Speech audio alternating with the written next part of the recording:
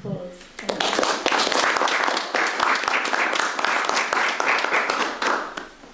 Well, thanks very much, Simone, for that lovely introduction. And I'm really grateful to the young people's group here for inviting me to come and talk. I suppose I admire this young people's group. You getting together as a sangha of young people to talk about the relevance of Buddhism for you all. That's great. So I'm delighted to be here giving a talk. So I was given a brief talk about sex and relationships, and Simone asked earlier, so what are you going to talk about? And in a way, yeah, sex and relationships. So, but how to put it? I suppose that the better way to put it is I'm going to give a talk on a modern Buddhist approach to the ethics of sex and sexual relationships. How about that? So that's what I'll talk about. So nitty-gritty stuff. That's the point, I think, isn't it? Some of you are quite new here, so I don't know if these ideas will be useful. Others of you are in long-term relationships or even married, so these ideas may be old hat, or maybe there's just the ideas will feed into your ongoing reflections in the ethics of sex and sexual relationships. That's my hope. I suppose we all, from time to time, end up thinking deeply about sex and sexual relationships, and the Buddhist tradition's got quite a lot to offer by way of help in thinking about it. So I'm going to share it's something of my take on it. I'll own that. There's not like one particular approach that the Buddhist tradition's got. So that's my starting blurb. I'm going to apologise straight away for the heterosexual orientation of my talk. I wouldn't be confident particularly talking about gay relationships, I don't think. So if anybody's here who's gay, you might need to translate into terms which are useful for you. That's fair, isn't it, for me to say that? I can't generalise. Actually, I did have a fling with a guy about 30 years ago, and it's very useful, actually. It was a useful sort of introduction. It got me over some hang-ups that I might have had at the time. There you go, I'm just saying that. If you know anything about Buddhism, about the Buddha, you probably know that the Buddha himself wasn't interested in sex. He was a monk, he was a renunciant. He, you could say, was completely uninterested in the area of sex and sexual relationships. And that feeds into the way Buddhists sometimes present thoughts on sex and sexual relationships. But I think it's interesting to note straight away that although the Buddha wasn't interested in sex, he wasn't moral about it. Yeah, he wasn't moral about it. He didn't say that sex was a bad thing, that there's anything, as it were, intrinsically wrong with sex. And that is perhaps a contrast with our inherited Christian traditions, in which it sometimes, it can be presented that, well, especially in the Protestant kind of traditions, that sex is just a low-on business, nothing much good to be said about it. That isn't really the Buddhist attitude. The Buddha's point was much more practical, that he was interested in an investigation of his own experience in order to become liberated from dukkha, from suffering, from the sources of suffering. And to do that, he felt it important to be free of family responsibilities, to be as free as possible to pursue the life of meditation, renunciation, investigation. So it was important for him that he didn't get involved in matters of the family. That's the tradition. And that's all that we mean, really, by the Buddha saying he wasn't interested in sex. Now, for us in the West, or in the world really, for the last 50 years, things have changed a great deal. Yeah, things have changed because of the availability of effective contraception. Yeah, this it's quite interesting to think about how much this has changed our social relationships. Before 50 years ago, it was really difficult to get involved in a sexual relationship without, in some sense, risking, your future, especially for women, who would end up with the child. So for us these days, sexual ethics is a very different matter. We can more easily experiment without the same kinds of consequences that the Buddha had in mind when he was uninterested in sex. So I'm saying all that by way of exploring this dimension of our human existence, really, which is sexuality. All of us, in some way or another, are bound to ask the question of, well, how am I going to, what's the right thing to do in the area of sexuality? How am I going to explore this matter? And then certain sort of questions come up for us, how to do that. The Buddhist angle on this, in a way, is quite open. That the third precept that all Buddhists take, the ethical precept, is simply to refrain from sexual misconduct, which is very simply defined as the kind of sexual conduct which leads to harm for other people. So that's not so complicated, is it? One would obviously try and avoid getting involved in sexual relationships which cause harm to others. And that could be more or less gross. But on a subtle level, one would always try and express one's sexuality in such a way that it's respectful of the other human being, yeah, rather than taking them for granted or perhaps overriding what it might be like for them. There you go. So I think that kind of ethical precept is, in a way, common sense. It's nothing new, is it? But the Buddhist tradition has that quite straightforwardly as its basic line on the ethics of sex. So what else can we say in this regard? Well, I don't really know these days what young people struggle with, in the sense that I think things have changed recently. So I was brought up a Roman Catholic in a time when a lot of British people were brought up Christian, and there was more of a cultural kind of ambience of an inherited Christian sexual ethics.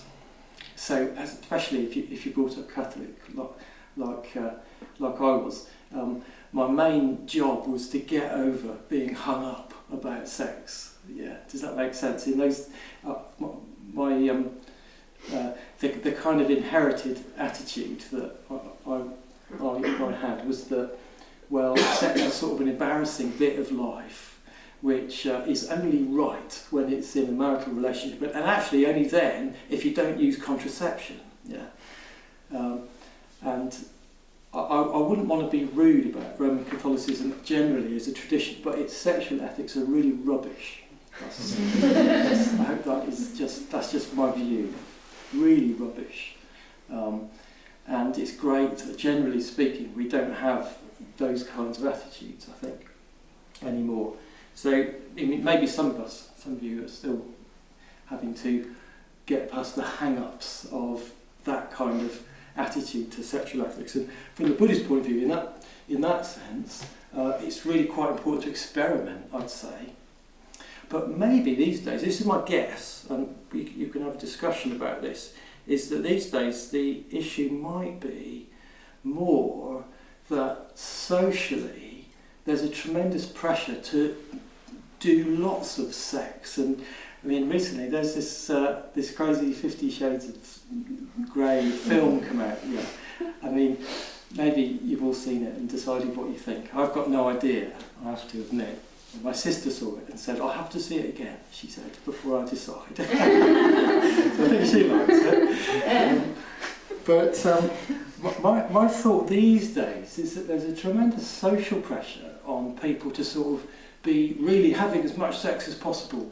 And as it were, if you're not really kind of having this full, active, whips and everything sexual life, perhaps you're missing out on something. I don't know if that's what it's like.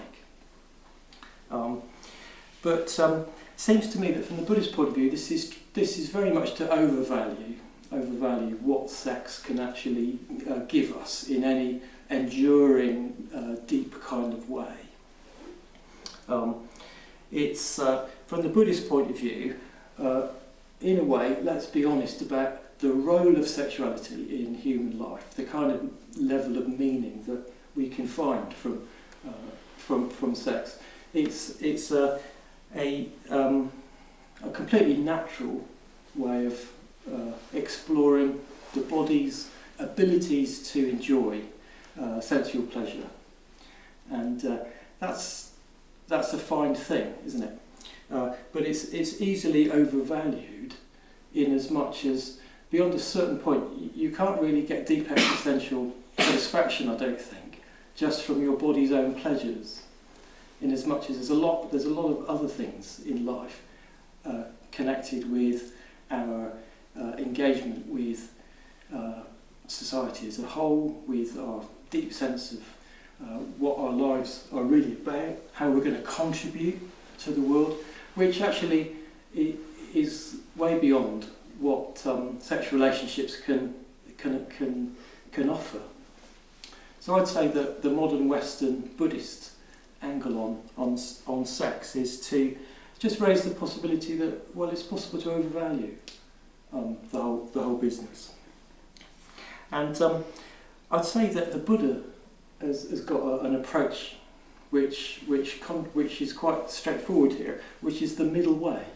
In his very first sermon, the discourse on the turning of the wheel of Dhamma, he said to his friends who he was teaching, "Monks, there are these two extremes which are not to be followed by one who has gone forth," which is to say, one who's looking for the truth in a committed kind of way. "What two? And one is that which is devotion to indulgence in sense pleasures, which is inferior, vulgar, ordinary, ignoble, not beneficial. And the other one is that which is devotion to self-mortification, which is painful, ignoble, and not beneficial." So the Buddha pointed out these two extremes that people can fall into. One is thinking that the meaning of life comes through just getting as much sensual pleasure as possible, life of indulgence. And the other extreme is thinking that the meaning of life comes through getting as far away as possible from sense pleasure, through asceticism and self-mortification. You can think of people who perhaps get into excessive dieting and bodybuilding and so on as a way to find themselves. And the Buddha made the point that monks not falling into either of these extremes, the realised one, the Buddha, has attained complete understanding of the middle way, which brings about vision, brings about knowledge, and conduces to stillness, realisation, awakening. So I'd say the middle way in relation to sex is something like neither repressing nor indulging, but seeing sex for what it is, which is to say a physical pleasure, very, very much part of our bodily nature. So if you can remember the middle way, you might be onto something. Well, the sex. Now, sexual relationships. In a way, when we talk about relationships, what we're talking about here are the kinds of relationships that are associated with sex. I mean, in a way, if you're in a sexual relationship, that doesn't mean you're having sex all the time. Well, that'd be exhausting, wouldn't it? Yeah. But at least, from time to time, if things are going well. It's the ideal, isn't it? I believe. Yeah. So, what's the modern Buddhist kind of angle on these kinds of relationships? Well, in a way, I think this is quite a big, difficult question, because modern social relationships are very different from the time of the Buddha, and they're in quite a lot of state of change. I think these days in a way, we're quite lucky. It's possible to live with all sorts of social arrangements. Like some of us live in couples with children. Some people might be single, but from time to time get together with somebody. I've been together with Maitri Devi for all these years, but we've never lived together. We just live in these separate Buddhist communities, and that's kind of fine. And other people might have other arrangements again. Do you see what I mean? There's all sorts of ways. In a way, we're free to choose, I think, what kind of arrangement we come to. So in a way, there's not really one kind of sexual relationship which we could say is preferred or anything. But I suppose in order to talk about sexual relationships, I thought the most important thing to bring out might be that, well, really, a sexual relationship is one kind of relationship in a network of connections that we have with other human beings. And problems arise when actually we kind of get to overemphasise the relationship with one person with whom one's in a sexual relationship. That's often when problems can arise. But actually we're in a network of relationships with lots of people. So the Buddha once was talking to this lay person, this lay chap called Sigala, who wanted to make offerings to the 6 directions to honour his ancestors. That's what he wanted to do. And the Buddha advised him to do it a bit differently and to honour the different relationships in his life through honouring the different directions. And it gives us an idea of the kinds of different relationships Sigala was involved in. So the Buddha said, well, why not, when you're worshipping the eastern direction, think of your mother and father. When you worship the south, think of your teachers. When you worship the west, think of your spouse and children. When you worship the north, think of your friends and companions. And when you worship the nadir, that's below, isn't it? Nadir. You might pay respect to your servants, workers and helpers. Obviously this guy was an employer. And when you worship the zenith, you might respect your the spiritual teachers, priests and ascetics in your life. So that gives us an idea of the different kinds of different kinds of relationships that this chap Sigala had in those days, and that the Buddha recognised. I suppose they amount to, for instance, we have relationships with our family members, relationships with our sexual partner or spouse, with friends, with work colleagues, and with teachers, or even spiritual teachers. So we've got all these different kinds of relationships. So our sexual relationship might be set in the midst of a network of ways in which we're connected with other people. And what this makes me think about is how the kind of love that we experience towards people varies in these different kinds of relationships. And there's this Christian thinker called C.S. Lewis. I don't know if you've heard of C.S. Lewis, who wrote a book called The Four Loves. The Four Loves. And he described 4 kinds of love, or 4 ways, it is 4 kinds of love, which are appropriate in different kind of relationships. So with our family members, the kind of love that we might experience might be described as affection or care. Yeah, we might have an affectionate sort of love towards our family members. But with our friends, we might call up the kind of love friendship. There might be some affection, but friendship often thrives on doing things together, having shared interests, a certain kind of supportive counselling type of relationship. You know, you might ring up your friend and say, how are you doing? And find out how they are and give them some advice if they need some advice and so on. So there might be a closeness of a friendly character. But then another kind of love we might call passion or eros. Yeah? And this kind of love might be quite restricted just to our sexual partner. And it's got a very different quality, isn't it? It's got this quality of a kind of emotional openness and interest and passion, which you might not feel towards your siblings or family members or your friends. Yeah, it's specific.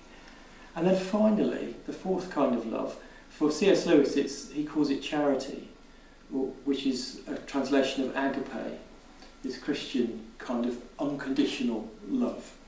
And we've got, in the Buddhist tradition, the metta that Simone was getting us to cultivate earlier is exactly the equivalent.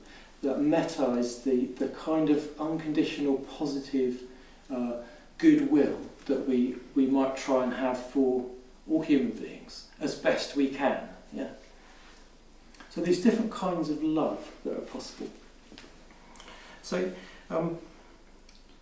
then we can ask ourselves, well, how in our sexual relationships do we what kind of love do we experience there, and how does that affect the quality of our sexual relationships?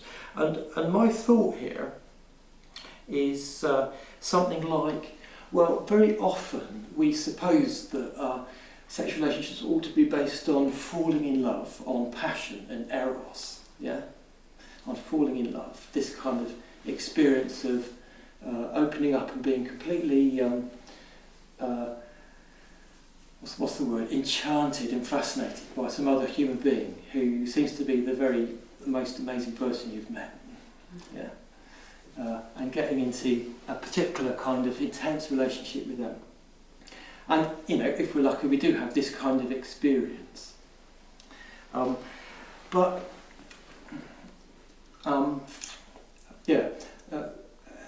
many of you have, to some degree or other, fallen in love in your lives? Anybody like to put their hands up? Fair few of us, yeah? Now, but the thing about falling in love, and here's my next question, is how many of you have experienced some kind of heartbreak or betrayal? Oh! That's all the same hands. Isn't that interesting? Isn't that very interesting? Yeah. This is no accident, is it? The quality of love that is involved in falling in love, eros and passion, actually it seems to go very deep, be very raw and sensitive.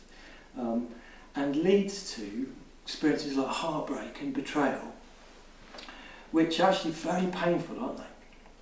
So passion and pain seem to be quite closely connected. So here's my connection, is with that to the degree that you think that that a sexual relationship is important for you, and that this sexual relationship is based on passion, falling in love and so on, to that degree you're going to have quite the possibility of some tough times, yeah, of some pain. But why not consider that the quality of love that we have towards our friends, this quality of love which is friendship, isn't that also a possibility within our sexual relationships? So this is my thought here, is that if we think about it, it could be that the quality of love which is friendship is actually more enduring and more suitable for our long-term happiness and the stability of our relationships. In this sense, I thought I'd point out that the Buddha was really keen on this quality of friendship. The Buddha often made the point that friendship is vital for us to develop as spiritual beings, to develop as human beings, in fact. that in a way a condition which supports our spiritual development, our development, the development of our minds and hearts, is having companions, friends, who share our values.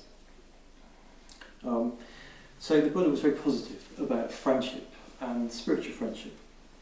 So he said, you should seek out the kind of friend who has 7 qualities. This is very Buddhist, lots of lists. 7 qualities. What 7? The friend gives you what is hard to give. Gives you what is hard to give. Which might mean support when things are going badly. It gives beyond what is easy to give. Secondly, they do what is hard to do. They do what is hard to do. And often, looking after our friends takes some effort, yeah?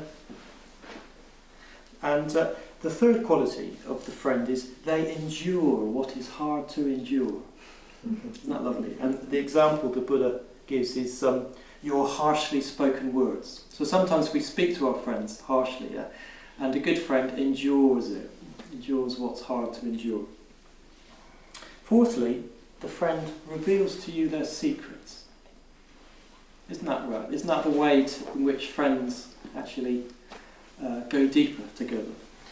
And fifthly, of course, they keep your secrets to themselves. Yeah?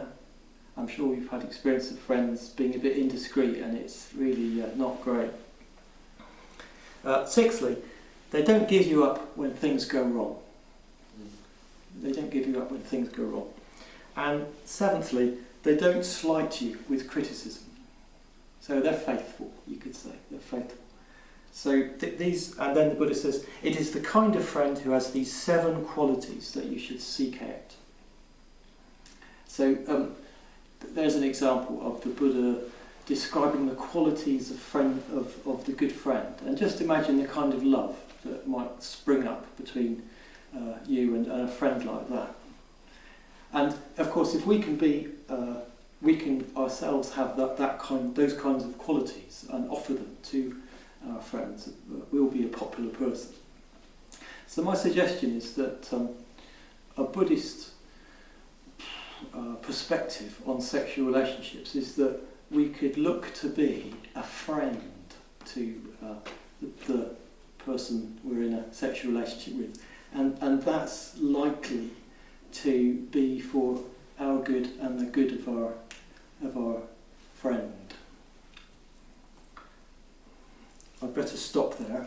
I've got lots of other things that I could say, but that's my time up, and I hope there's some things there for us to chew on, thinking about sex and relationships. Thanks.